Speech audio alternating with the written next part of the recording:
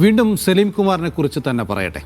മീശ മാധവനിലെ മുകുന്ദനുണ്ണി വക്കീൽ പറഞ്ഞ പോലെ വോട്ടർമാർ ഇപ്പോൾ ചോദിക്കുന്നത് നന്ദി മാത്രമേ ഉള്ളൂ അല്ലേ എന്നാണ്. KSRTC ബസ്സിലെല്ലാം സ്ത്രീകൾക്ക് സൗജന്യമെന്ന് പറഞ്ഞ് അധികാരത്തിലേറിയ UDF സർക്കാർ സൗജന്യം ഓർഡിനറിയിൽ മാത്രം എന്നാണ് ഇപ്പോൾ പറയുന്നത്. 100 ദിവസത്തെ നിരീക്ഷണത്തിന് ശേഷം പദ്ധതിയിൽ മാറ്റം വേണമോ എന്ന് ആലോചിക്കുകയും ചെയ്യും. സാജു, ഓർഡിനറി ബസ്സിൽ മാത്രം എന്നുള്ളത് നേരത്തെ പറഞ്ഞില്ല എന്നുള്ളത് വളരെ എല്ലാവർക്കും അറിയുന്ന കാര്യമാണ്. പക്ഷേ ഈ ഓർഡിനറി ബസ്സിൽ മാത്രം എന്ന് വെക്കുമ്പോൾ അത് ഒരുപാട് പ്രശ്നങ്ങളുണ്ടല്ലോ. കാരണം പ്രത്യേകിച്ച് മലബാർ മേഖലയിലെ ഒരു പ്രശ്നം വല്ലാതെയുണ്ട്. ഓർഡിനറി ബസ്സുകളുടെ എണ്ണം വളരെ കുറവാണ്. ദീർഘദൂര ബസ്സുകളിൽ ഉണ്ടെങ്കിലേ അല്പമെങ്കിലും മലബാറിലുള്ളവർക്ക് ആ സൗജന്യത്തിൻ്റെ ഗുണം ലഭിക്കുകയുള്ളൂ. അങ്ങനെ ഒരുപാട് പ്രശ്നങ്ങൾ. ഇനി 100 ദിവസം കഴിഞ്ഞിട്ട് ഈ ഓർഡിനറിയും വേണ്ട എന്ന് തീരുമാനിക്കുമോ അതോ മറ്റു ബസ്സുകളിലേക്ക് വരുമോ? എന്താണ് സാധ്യത?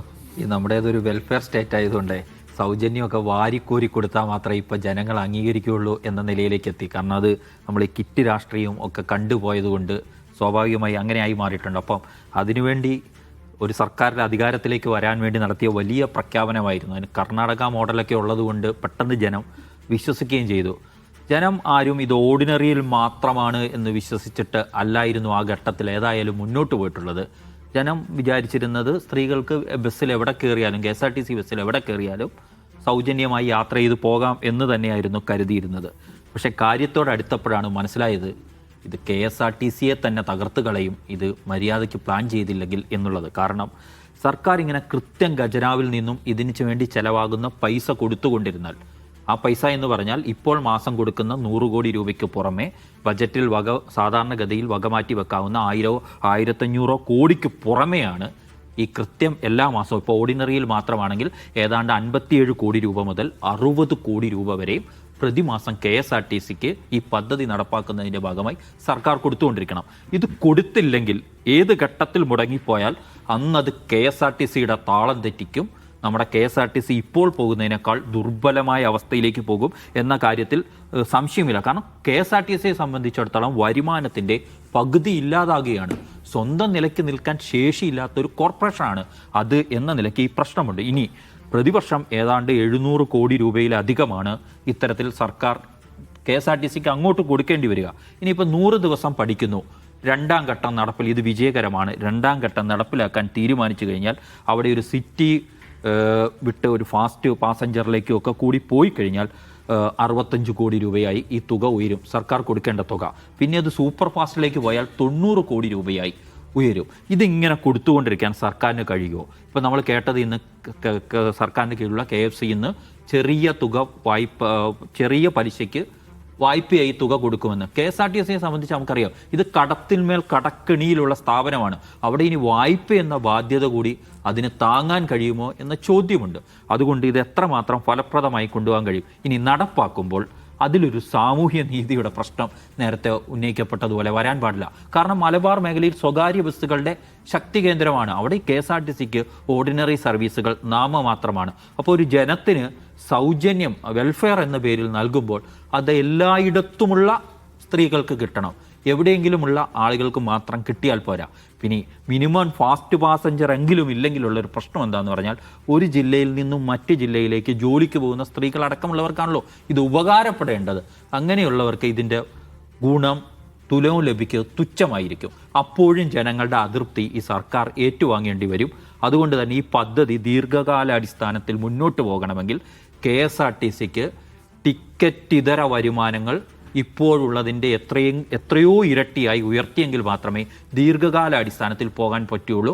അല്ലെങ്കിൽ സ്വതവേ സാമ്പത്തികമായി പിന്നോക്കം നിൽക്കുന്ന അല്ലെങ്കിൽ സാമ്പത്തികമായി തിരിച്ചടികളിലൂടെ കടന്നു പോകുന്ന ഒരു സംസ്ഥാനത്തെ സംബന്ധിച്ചിടത്തോളം ഇത് അധിക ബാധ്യതയായിരിക്കുമെന്ന കാര്യത്തിൽ ഒരു സംശയവും വേണ്ടതില്ല. പ്രൊഫസർ, ഇതിപ്പം ധവളപത്രമൊക്കെ ഇറക്കിയതിന് ശേഷമാണല്ലോ ഇപ്പോൾ ഈ പദ്ധതിയിൽ ഇപ്പം തീരുമാനം വരുന്നത്. അപ്പോൾ ഇങ്ങനെ കടം കയറിയ ഒരു സംസ്ഥാനത്ത് ഏത് സാമ്പത്തിക ശാസ്ത്രത്തിൻ്റെ അടിസ്ഥാനത്തിലാണ് ഇങ്ങനെയൊരു സൗജന്യം കൊടുക്കാൻ സാധിക്കും? അവിടെ വളരെ ശരിയായ ചോദ്യം. ഞാൻ പറയുന്നത് ഇപ്പം ധവളപത്രം ഇറക്കുക എന്ന് പറയുന്നത് നമ്മളാരും ചെയ്ത ഒരു കാര്യമല്ല. അത് ആവശ്യമാണ് എന്ന് UDF സർക്കാർ മനസ്സിലാക്കുകയും അതിനനുസരിച്ചാണല്ലോ എല്ലാ സംഗതികൾ. അത് കാര്യങ്ങളൊന്നും ചെയ്യാതിരിക്കാനുള്ളൊരു മാർഗമായിട്ട് അവർ കരുതുമെന്ന് ഞാൻ വിചാരിക്കുന്നില്ല. ഇത്രയും നമ്മൾ കടക്കെണിയിലാണ്, അല്ലെങ്കിൽ ഇതാണ് നമ്മുടെ സാമ്പത്തിക അവസ്ഥ, അതുകൊണ്ട് നിങ്ങൾക്ക് വാഗ്ദാനം ചെയ്ത കാര്യങ്ങളൊന്നും ഞങ്ങൾക്ക് ചെയ്യാൻ കഴിയില്ല എന്ന് പറയാൻ വേണ്ടി അത് ചെയ്യുമെന്ന് ഞാൻ വിചാരിക്കുന്നില്ല. കാരണം അങ്ങനെ ചെയ്തു കഴിഞ്ഞാൽ പിന്നെ ഈ സർക്കാരിൻ്റെ ക്രെഡിബിലിറ്റി പാടെ ഇല്ലാതാവും. പകരം ഇത് അവസ്ഥ ഇതാവുമ്പോൾ എന്താണ് നമ്മൾ ഈ ധവളപത്രത്തിൻ്റെ അടിസ്ഥാനത്തിൽ നടന്ന ചർച്ചയിൽ നമ്മൾ കണ്ടതുപോലെ തന്നെ പോളിസി ചേഞ്ച് എന്നുള്ള ഒരു സാധനത്തിലേക്ക് വരേണ്ടി വരും. അപ്പോൾ അങ്ങനെ ഒരു എന്താ പറയുക നയപരമായ സ്തംഭനാവസ്ഥ ഉണ്ടായിരുന്ന കഴിഞ്ഞ 10 വർഷത്തിന് ബദലായി ചില കാര്യങ്ങളിൽ വളരെ റിസ്കി ആയിട്ടുള്ള ചില തീരുമാനങ്ങൾ എടുത്ത് മുന്നോട്ട് പോകുന്ന ഒരു സർക്കാരാണ് വരാൻ പോകുന്നത് എന്നത് നമ്മളെ മനസ്സിലാക്കിപ്പിക്കാൻ വേണ്ടി കൂടിയാണ് ധവളപത്രം എന്നത് UDF കണ്ടത്. ഇനി ഞാൻ വിചാരിക്കുന്നത് ഇതിൻ്റെ സാമ്പത്തിക ശാസ്ത്രം വർക്കൗട്ട് ചെയ്യപ്പെടുന്നത് ആ നിലയിലായിരിക്കും. KSRTCയിൽ ഈ സൗജന്യ യാത്ര അത് എത്ര ചെറിയ നിലക്ക്, ഇപ്പോൾ സാജു പറഞ്ഞല്ലോ ഇത് കാര്യമായ ആളുകൾക്ക് ഉപയോഗപ്പെടില്ല, ഞാൻ അങ്ങനെയല്ല വിചാരിക്കുന്നത്. ഒരു ചെറിയ ശതമാനം ആളുകൾക്കാണ് ഉപയോഗപ്പെടുന്നത് എന്നാൽ പോലും അതും ഒരു ഉപയോഗം തന്നെയായിരിക്കും. അവരുടെ മനസ്സിൽ അത് നിൽക്കും, അക്കാര്യത്തിലൊന്നും സംശയം വേണ്ട. ഇപ്പോൾ ഓർഡിനറി ബസ്സുകളുടെ കാര്യത്തിൽ പറയുകയാണെങ്കിൽ ഇപ്പോൾ തിരുവനന്തപുരത്തൊക്കെ ഓർഡിനറി ബസ്സുകൾ ധാരാളമുണ്ട്. അത് ആ മേഖലയിലുള്ള ആളുകളെ, സ്ത്രീകളെ സംബന്ധിച്ചിടത്തോളം ഇപ്പോൾ പിന്നെ മത്സ്യ വിൽപ്പനക്കാർ അല്ലെങ്കിൽ മറ്റു തരത്തിലുള്ള പച്ചക്കറി എന്ന് വെച്ചാൽ അങ്ങനെ വന്നു പോകുന്ന, നഗരത്തെ ആശ്രയിച്ച് പിന്നെ വിൽപ്പനയ്ക്കും മറ്റുമൊക്കെ ആയിട്ട് വന്നു പോകുന്ന ആളുകളെ സംബന്ധിച്ചിടത്തോളം വലിയ ഉപകാരം ആവും. അത് പിന്നെ പരിശോധിക്കട്ടെ, അതിനനുസരിച്ച് മുന്നോട്ട് പോകാം. പക്ഷേ ഞാൻ പറയുന്നത് ഇതും അതിനേക്ക് മുകളിൽ പോയാൽ പോലും സാമ്പത്തികമായ ഒരു എന്താ പറയുക, നമ്മുടെ സമ്പദ് വ്യവസ്ഥയെ ഒന്ന് പൊളിച്ചെടുക്കുന്നതിലൂടെ ചിലപ്പോൾ ഒരു കാര്യങ്ങളിലേക്ക് വരാം. ഞാൻ ഉദ്ദേശിക്കുന്നത് ഇപ്പോൾ പെൻഷൻ പ്രായത്തിൻ്റെ കാര്യം തന്നെയാണ്. പെൻഷൻ പ്രായം 60 ആക്കാനുള്ള ഒരു തീരുമാനം വന്നു കഴിഞ്ഞാൽ നമ്മൾ ഈ പറയുന്ന കാര്യങ്ങളിൽ കുറേ മാറ്റങ്ങൾക്ക് ഉള്ള ഒരു സാധ്യതയുണ്ട്. അത് KSRTCയിൽ ഉൾപ്പെടെ ബാധകമാക്കി കഴിഞ്ഞാൽ എന്താണ് സംഭവിക്കാൻ പോകുന്നത്? ചെറിയ സാമ്പത്തികമായ ചില വ്യത്യാസങ്ങൾ അതിനകത്ത് വരാൻ പോകും. അപ്പോൾ അതുൾപ്പെടെ ഒരു പ്ലാൻ ഇവർക്ക് ഉണ്ടാവും എന്നാണ് ഞാൻ കാണുന്നത്. കാരണം സതീശൻ അത് പറയുന്ന സമയത്ത് സതീശൻ ഓൾറെഡി ധനവകുപ്പ് കൈകാര്യം ചെയ്യാൻ തീരുമാനിക്കുകയും കൂടി ചെയ്ത സ്ഥിതിക്ക് മുഖ്യമന്ത്രി എന്ന നിലയിൽ അദ്ദേഹത്തിൻ്റെ ഒരു റോൾ അതിനകത്ത് ഉണ്ടാവും എന്ന് തന്നെയാണ് ഞാൻ പ്രതീക്ഷിക്കുന്നത്. പരാജയപ്പെടുന്ന ഒരു പരിപാടിയായിട്ട് അത് വരാനുള്ള ഒരു സാധ്യത ഞാൻ കാണുന്നില്ല. ഇത് മതിയോ എന്ന് ചോദിച്ചു കഴിഞ്ഞാൽ കൊടുത്ത വാഗ്ദാനം വെച്ച് അത് പോരാ. പക്ഷേ ഒരു തുടക്കം എന്ന നിലയിൽ അതെങ്കിലും അവർ ചെയ്തു തുടങ്ങുന്നുണ്ടെങ്കിൽ അത് നല്ല കാര്യവുമാണ് എന്നാണ് ഞാൻ കരുതുന്നത്. എനിക്ക് തോന്നുന്നതേ, അതായത് ഇപ്പം സർക്കാർ ഇങ്ങനെ ഒരു പദ്ധതി പ്രഖ്യാപിക്കുമ്പോൾ KSRTC പോലെ നഷ്ടത്തിൽ ഓടിക്കൊണ്ടിരുന്ന ഒരു സ്ഥാപനത്തിന് അത് എന്തുമാത്രം വലിയ ഭാരമാകും, ഗവൺമെന്റ് ഇത് റൺ ചെയ്യാനുള്ള ശേഷി ഉണ്ടാകുമോ എന്നൊക്കെയുള്ള ക്വസ്റ്റ്യനൊക്കെ അവിടെ നിൽക്കുമ്പോൾ തന്നെ രാഷ്ട്രീയമായി മികച്ച തീരുമാനമാണെന്ന് ഞാൻ പറയുന്നത്. കാരണം സ്ത്രീകളെ ശാക്തീകരിക്കുക എന്ന് പറയുന്ന ഒരു വലിയ പൊളിറ്റിക്കൽ പ്രോസസ്സിൻ്റെ വലിയൊരു കോൺട്രിബ്യൂഷൻ ആയിരിക്കും ഈ പരിപാടി. കാരണം സ്ത്രീകൾക്ക് സൗജന്യ യാത്ര അനുവദിക്കുക എന്ന് വെച്ചാൽ സ്ത്രീകളുടെ സ്വാതന്ത്ര്യത്തിന് വേണ്ടി കൂടുതൽ ഗവൺമെൻറ് ഇടപെടുക എന്നാണ് അതിൻ്റെ അർത്ഥം. കാരണം എന്താണ്, കയ്യിൽ പൈസ ഇല്ലെങ്കിൽ കൂടിയും ഒരു തൊഴിൽ തേടി യാത്ര ചെയ്യാൻ കഴിയുന്ന സ്വാതന്ത്ര്യം ഉണ്ടാവുക, കയ്യിൽ യാത്ര ചെയ്യാനുള്ള പണമില്ലെങ്കിൽ കൂടിയും പഠിക്കാൻ പോകാനുള്ള സ്വാതന്ത്ര്യം ഉണ്ടാവുക. ഇനി കയ്യിൽ കുറച്ച് പണമുണ്ടെങ്കിലും യാത്ര ചെയ്യുമ്പോൾ അതിന് പൈസ കൊടുക്കേണ്ടാത്തത് കൊണ്ട് മിച്ചം വയ്ക്കാൻ കഴിയുക.